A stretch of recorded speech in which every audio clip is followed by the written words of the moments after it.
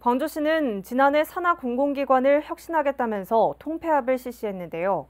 하지만 최근 실시한 예산 검토 결과 예산 집행을 위한 의사 정족수가 미달했는데도 예산안을 의결하는 등 문제가 곳곳에서 드러났습니다.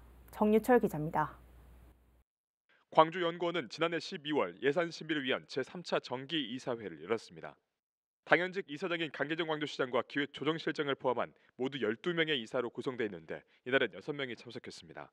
이날 이사장인 강 시장은 참석하지 않고 기획조정실장이 참석했습니다. 광주연구원 정관에 따르면 의결을 하기 위한 정족수는 과반수입니다. 하지만 연구원은 정족수가 충족되지 않은 상태에서 이사회를 개최하고 안건을 통과시킨 것으로 드러났습니다. 광주연구원이 정관을 건너뛰고 의결한 혈세는 67억 원입니다.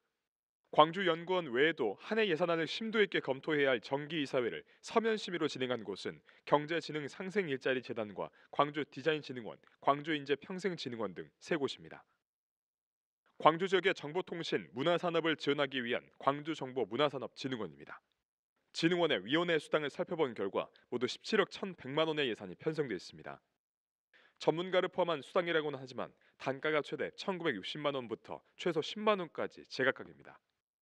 멘토 한 명에게 30만 원씩 540회에 걸쳐서 1억 6,200만 원을 편성한 것으로 나타났습니다.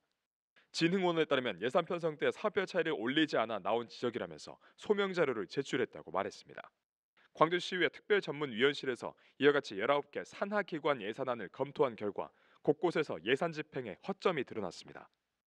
시에서 어떤 사업을 펼칠 때 그 사업에 대한 개별 감사권까지는 의회가 사용하기가 어렵기 때문에 이건 시와 의회가 같이 협업을 해서 산하기관들 그리고 위수탁 사업들이 잘 운영되고 있는지를 감사를 해야 된다라는 걸 말씀드리고 싶고요.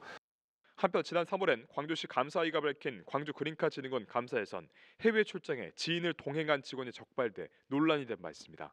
광주시가 공공기관을 혁신하겠다면서 통폐합을 꺼내들었지만 정작 허점투성인 예산 집행부터 직원들의 비위 행위까지 문제가 지속되고 있는 겁니다.